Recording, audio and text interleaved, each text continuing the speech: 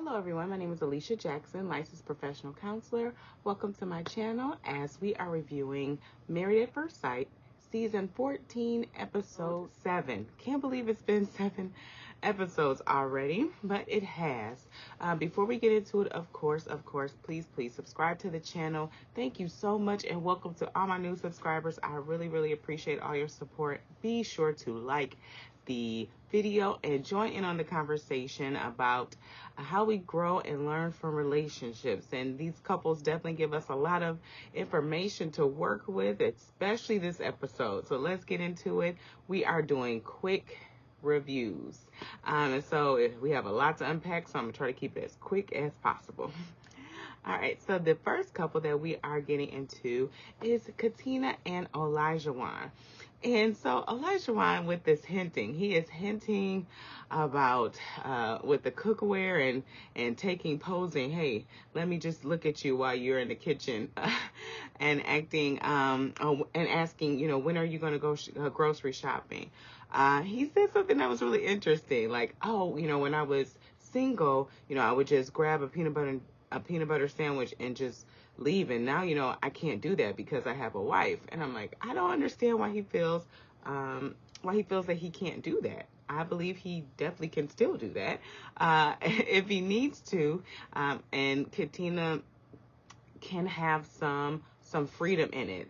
I think that if Olajuwon does have a preference or request that his wife cooks, that he can state that, and at the same time we need to have space for Katina to have a voice in it as well. Every marriage is different. Everybody's idea of marriage is different and is shaped from different things, tradition, spirituality. There's a lot of things that culturally, a lot of things that come and individual experiences too. A whole lot of stuff. And so we need to take that into accountability. And so Olajuwon seems to feel like he has to lead Katina with force. There's a lot of forceful language and nature when he's speaking with her. And there's a way that he can lead her and still respect her and still keep her voice in mind, consider her. I don't see a lot of consideration. I see her kind of pulling her along to make this marriage or fulfill it to what he wants it to be. I also see I won't say a lot. I see some insecurities there. I see where Olajuwon really is, is showing some signs that he's really devoted to this process. And he's being vulnerable. He's being open. And at the same time, he is a little cautious about Katina's quiet nature. And, even in the meeting with Pastor Kyle, at the end of it, he's like, you're going to have to be vulnerable. And she looked at him like, I will be vulnerable when I'm ready. So her slow to warm nature is giving him a lot of uncertainty and uncomfortability. And so pulling her along is only going to make her resist more. And so I wonder if he could lend an ear to her to really ask what she needs from him. What does she need to see from him in order to open up? What is she concerned about? What are some things that maybe she's seen from him that's giving her pause? I think that is a good conversation for them to have. He can, Olajuwon can be pretty rigid at times, and so I'm really hoping that he can become a little bit more flexible with Katina. And hey, if she doesn't want to cook every day, allowing her to set that boundary with him to say, hey, I will cook and I'll learn to cook because I know it's really important to you, and I care about you, and because I care about you, then I'm going to meet that need for you. And at the same time, I'm not going to cook every day, so feeling that. I do see where Katina's voice is getting kind of lost, and that's concerning me. Katina has been vocal in the past, and she is in the meeting with Pastor Cal. She was a little hesitant to really talk, and even he had to kind of encourage her a little bit. And so I'm a little concerned. I'm a little concerned about her voice. I'm hoping that she still maintains it, that she keeps it, because she's going to need it with Olajuwon. She's going to definitely need it with him.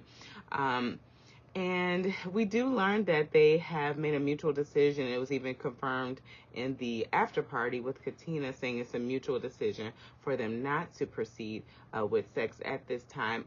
I know Pastor Cal was giving them a permission slip to go ahead and do it when they're ready. He did say, now, hey, I don't have to, you guys don't have to, but I'm just letting you know you're married.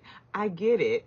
I get that they're married. I do also want them to do it when they're ready. I think sometimes this show pushes couples to be physically intimate before they are ready with the honeymoon and that, and you know, all the romanticizing with the rose petals on the bed and all that great stuff. I really feel like they're taking their time. It's only been 8 or 9 days, so it's okay. It's okay that they haven't had sex, and it's okay that they move at their own pace. So I hope that they don't rush themselves because of Pastor Cal's desires for them to maybe be physically intimate, to connect. And I understand that part is necessary for marriage too, but making sure that they feel emotionally safe, because Olajuwon was talking about how she pulls away. So I hope that they do it when they are ready. All right. Next, we have Steve and Noi. Steve and Noi. It was so cute to see when they moved into their joint apartment. They were concerned that the bed was too small because Steve is so tall, but he did fit. He did fit in the bed. So we did learn that Noi wants Sushi, her dog, to sleep in the bed with them. I don't know about that. I'm concerned about that. But it's not me. It's not me in the bed with them. But definitely Steve has some big concerns about that. And I don't understand why Noi is holding fast to this. I know usually, sometimes when you're single, you may use pets to provide, that comfort or the cuddling and that nature. But now you got a cuddle buddy, and her and Steve cuddle a lot. So I'm like, hey, Sushi can sleep, on the side. But she is being very very adamant about that. So I'm a little confused about that, because then we get to Steve's apartment and he has the LED lights, and she's saying that the LED lights can't come to their space. And I'm like, now wait a second. Sushi has to sleep in the bed, but he doesn't get LED lights. So I think there has to be some wiggle room, in both areas and Steve seems to be more willing to wiggle than Noi.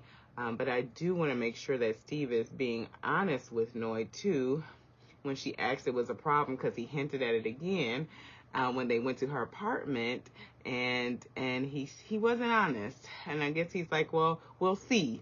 And I'm like, no, you actually have a problem with this, Steve. And I think it's okay for him to say that, and at the same time say, like, I'm willing to give it a try to see how it works, but this is something that is I'm concerned about. He did also say he's like nauseous about, touching dog droppings and things of that nature. So he's got some things he's working with. I did feel that Steve's fluctuating job situation was going to be pretty activating and triggering for Noi, especially knowing it wasn't just a rough upbringing, but it sounds like she was literally poverty. She said 2 shirts, not having running water.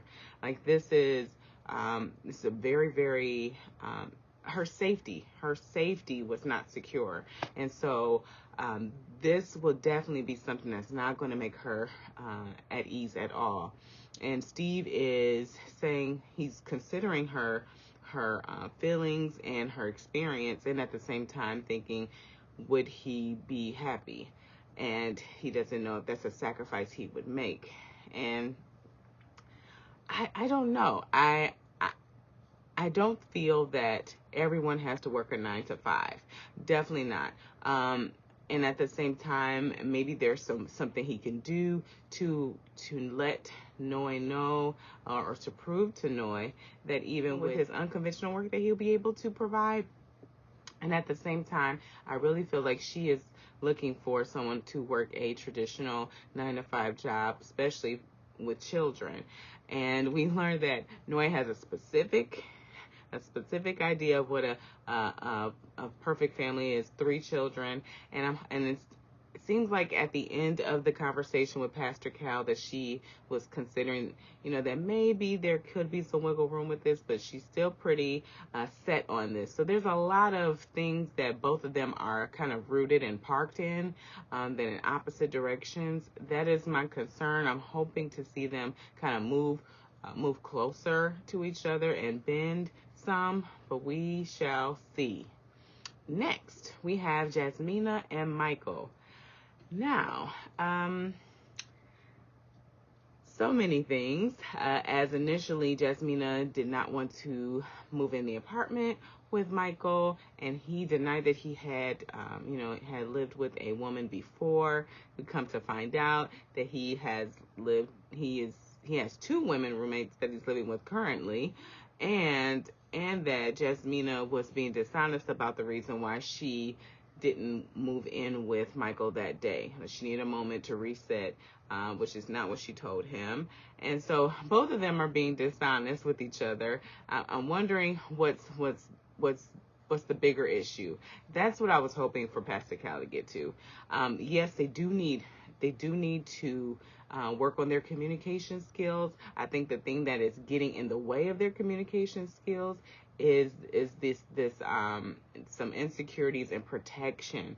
I believe that Michael may have some insecurities that is causing him to be more guarded about his living situation and other things. And I feel that Jasmine is definitely in a protective mode with Michael. And so I was looking for Pastor Cal to kind of dig deeper with that. I know we only see, maybe 3 to 4 minutes of their meeting, so I'm hoping he did get to that information.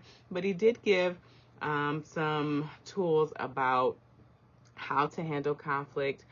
He directed it at Michael, but I felt it was applicable for both. I definitely felt that Jasmina could definitely benefit from that, as well as she kind of talks at Michael too. Jasmina did say that he can be aggressive and talk loud. He denied that, and we don't have any footage of it. But her experience is her experience. I will say that Michael was definitely trying to bring clarification to that he, definitely may have raised his voice or had a disrespectful tone, that he wasn't yelling at her. So we shall see. I don't feel like this couple is going to move forward, but we shall see next episode how they progress, that they're able to turn the page and really be vulnerable with each other. That's what I've yet to see. They had moments where they were getting to know each other at the wedding day, but I haven't seen vulnerability on both sides from them. So that's that. Lindsay and Mark. All right. So at first I was like, Lindsay is really jumping in to help Mark. She said, okay, let's do this laundry. After they got home from the honeymoon, she offered to buy him a water bottle, because she said, we're going to save the planet, and we're not going to have all this plastic. And I said, oh no, maybe this is where she's overstepping, because I didn't hear a conversation. Maybe they had one off camera about like, hey, how do you feel about, green living or saving the planet, recycling? What are your thoughts on that? I see you do a lot of, you have a lot of water bottles, and I'm really passionate about that. And I'm wondering what you feel about that. We learn a little bit more at the after party that the bedbug situation was two days before the wedding, and he had to get rid of his furniture a day before the wedding. So Mark was already unsettled. he was already unsettled when the wedding happened. Lindsay and her personality kind of made him a little bit even more shaky, and the situation on the airplane. He did give more details about their intimacy and what happened there. The stories do kind of conflict a little bit, so it's hard to know who's telling the truth there. But it seems that Lindsay is really kind of jumping in and being kind of a mother bear, which she did call herself that, but kind of overstepping a little bit. When she was cleaning and helping him, which I give her much props because, hey, right after the honeymoon, putting on a hazmat suit and jumping into an apartment with bed bugs, like you get lots of kudos for that. And at the same time, asking him like, hey, Mark, how would you like for us to pack up your things? She was just like, let's just dump this in here. And maybe it was because it was bed bugs. She didn't want to touch too many things, but still maybe just being more respectful of his belongings as she's helping him. It does seem like she's a part of her's trying to like fix him a little bit. Like, hey, why do you have all these things? Does this spark joy? Trying to get him to embrace minimalism at the same time while he's trying to deal with, a new marriage and being displaced from his home. It's like, let's walk into one thing at a time, especially when they were going to lose his patience with her. And then we see that, footage of her talking about how he is responding to her off camera. And so what was nice to see with their meeting with Pastor Cal was after Lindsay did share how she was feeling, and Mark at first kind of resisted, but he did hear her. He was able to meet her with vulnerability and say how he was really feeling. And sometimes I think we do have to be ready to hear what the other partner is saying, and receive it, because Lindsay had a hard time receiving what Mark said. Whenever she hears a critique, she seems to insult him, insulting his apartment. When she heard critique about her apartment, insulting him, saying that he was a run-on sentence. She can't understand what he's saying. So once Pastor Cal helped her to like really take in what he was saying, she was able to soften back. And so I'm hoping that they can learn to set boundaries with each other, kind of find what the missing link is. I really want Mark to be more vocal, but I know that's not his style, as he did state with Pastor Cal. But I'm hoping maybe even that's something that they could work on, with him, because Lindsay actually said that that's what she's looking for, but it seems like at the same time she has a hard time receiving. So both of them working on setting boundaries and receiving boundaries. That would be where if I were expert, would work with this couple to help, because I do feel like there's a lot of potential there. There's a lot of love there. It just needs to be more respect there. All right. Last but not least, we have Chris and Alyssa. Chris moved into the apartment, and I, again, proud. He stood by what he said he was going to do. He said, I signed up for Married at First Sight. I'm moving into the apartment. If you choose not to, then that's on you. And so he definitely did that. He really never had a clear conversation with Alyssa about what her concerns were.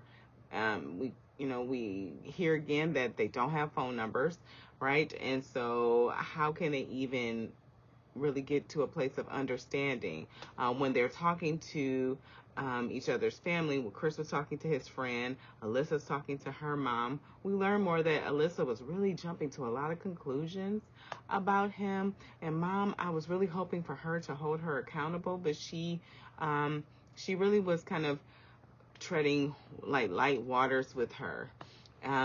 And I was hoping for just more firmness about how she's treated him. Alyssa did have a hard time hearing positive things about Chris from her mother, and said, well, you don't know how he treated me. So I'm really curious what she's defining as disrespect. I'm wondering if she's defining disrespect as being told something that she doesn't want to hear. Sometimes when people are not used to that, when people are used to people catering to them and not really holding them accountable or telling them something that they don't like, then they may feel like it's disrespectful when it's really just being assertive or just telling the truth, right? So I'm wondering if that's what Alyssa's referring to. Chris talked to his friend, so we get a little bit more clarity that, that there were some things she was jumping conclusions to about his social media when he posts about the police. And he's like, well, you're my best friend and you're a police officer. So obviously he does respect the police, and she would know that because they haven't had a clear conversation about that. I'm just so grateful that after the conversation with Pastor Cal, he decided to part ways and said, this is my decision day and I'm gone. I can't be disrespected anymore. Alyssa said that she was willing to make a try and a go for it. I find it really hard. I can't say that she's being dishonest because I do not know that to be true. And at the same time, I find it hard to believe that she really was in a place where she was trying to make it work with him. I feel like she was at a place where maybe her mom had a conversation with her off camera, or a friend had a conversation, or maybe she even had a moment where she came to herself and said, I need to save face. That's potentially what I believe is happening. But again, I don't have any evidence of this to be true. Just my opinion. But I'm just grateful that Chris can go on with his life after this. Well, we shall see how the couples move forward in the next episode. Thank you guys so much for watching. Let me know your thoughts as always. Like the video, subscribe to the channel, and be cool, be calm, be centered.